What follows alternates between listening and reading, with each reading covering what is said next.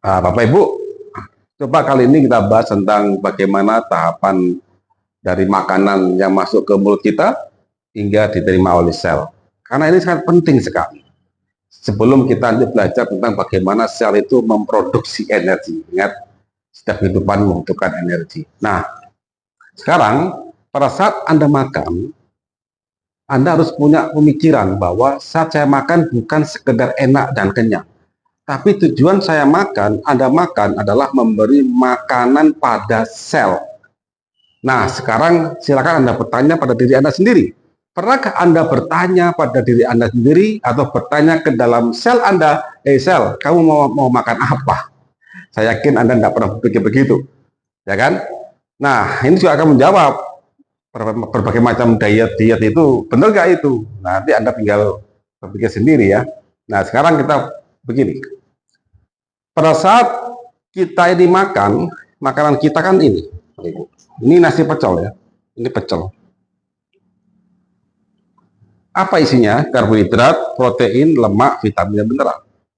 Polimer ini semuanya. Sekarang Anda tanya ke sel. Apa sih makanan sel? Apa yang dibutuhkan oleh sel? Makanan sel. Sel itu maunya apa sih? Ini loh Ibu. Jika Anda makan karbohidrat, sel maunya glukosa. Nih, glukosa. Jika Anda makan protein, sel maunya adalah asam amino. Jika Anda makan lemak, mau minyak sawit, mau minyak zaitun ya, tidak peduli minyak apa, minyak ikan, sel maunya adalah asam lemak. Beda loh ya, antara lemak dengan asam lemak ya. Jika Anda makan mineral, vitamin, sel maunya apa? Ion mineral, ion, dan vitamin yang bebas dari kandungan. Jadi itu yang dimau oleh sel. Nah sekarang, dari makanan kita ini, nih, karbohidrat, protein, lemak, vitamin, ini masih mineral, masih polimer semua. Bagaimana sang pencipta mengatur ini semuanya? Saat kita makan, kalau karbohidrat nasi, kita kunyah di mulut kita, dikecilkan ukurannya sambil ada simetrik di situ ya, ada amilase di situ ya. Kemudian masuk ke dalam lambung kita. Nah, ini paling penting sini. Lambung ini adalah digester, pengolah pertama kali secara secara molekuler. Dari pakai HCl di sini, yang paling kuat di sini, asam lambung. Asam lambung.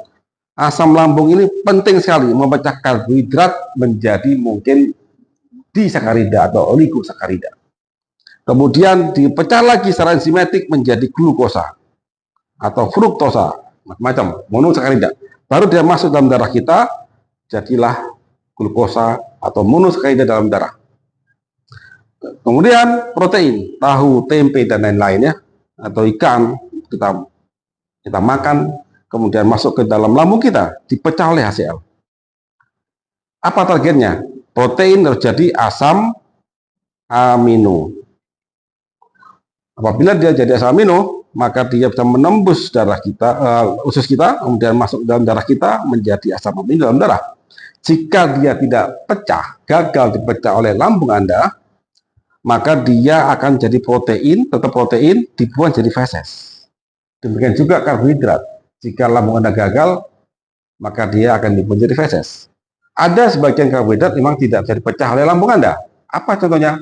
Serat, selulosa. Memang tidak bisa dipecah. Jadi feses dia memang. Itu kodrat begitu. Nah sekarang lemak. Lemak ini kita makan, kemudian di lambung kita nanti dia tidak bereaksi ya. Kemudian nanti di sudut jari dia akan di switching saja. Kemudian masuk ke dalam darah kita, tetap dalam bentuk trigliserid atau lemak.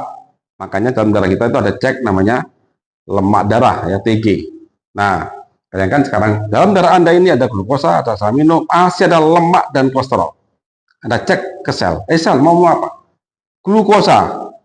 Darah ada. Apalagi asam amino. Oh, ada darah. Apalagi? Oh, aku punya asam lemak. Asam lemak, ingat. Darah adanya adalah lemak. Sel maunya asam lemak. Nah, perhatikan. Karbohidrat dan protein dipecah di lambung Anda dan sistem pencernaan. Tapi lemak itu tidak. Lemak itu pemecahannya dalam darah Anda untuk jadi asam lemak. Nah, sekarang Bapak Ibu, Apabila tahapan ini ada yang Anda gagal lakukan, bayangkan nih, lemak Anda gagal dipecah, ini lemak gagal dipecah, kolesterol gagal dipakai, maka dia akan jadi plak. Menumpuk jadi plak, ya, terbakar oleh O2 menjadi plak. Kemudian plak ini ngapain? Dia akan ngendon di sini, mempersempit udara Anda. Apa akibatnya? Anda ada problem aliran pembuluh darah, hipertensi, stroke, dan lain-lain. Jika dia plak ini menutupin reseptor insulin, apa yang terjadi? Anda akan masuk ke diabetes. Nah, pada saat kelahiran plak ini juga melahirkan senyawa radikal, MDA dan kawan-kawan, malondialdehyde dan kawan-kawan.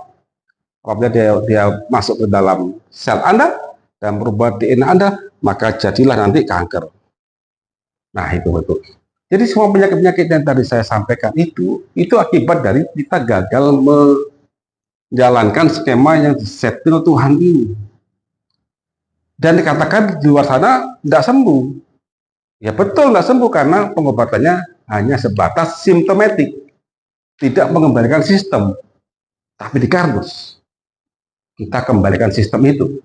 Nah, Bapak Ibu, penjelasan lebih detail itu ada di kuliah Kardus atau di seminar tematik saya. Silakan Anda ikut aja, Anda belajar. Jika ada sakit, Anda shortcut bisa langsung hubungi dokter atau tim terapis kami, alumni kuliah Kardus. Cek mereka, Anda alumni kuliah akan berapa? Nah, gitu aja. Anda semakin banyak dia ikut kuliah Kardus, maka mereka salah semakin ekspor dan bisa memandu Anda untuk sembuh. Atau hubungi ke official kami di Kardus Care. Ya, oke? Segala penyakit bisa sembuh dan kami sudah membuktikan itu. Tinggal Anda mau atau tidak. Siap untuk ilmu? See you next time.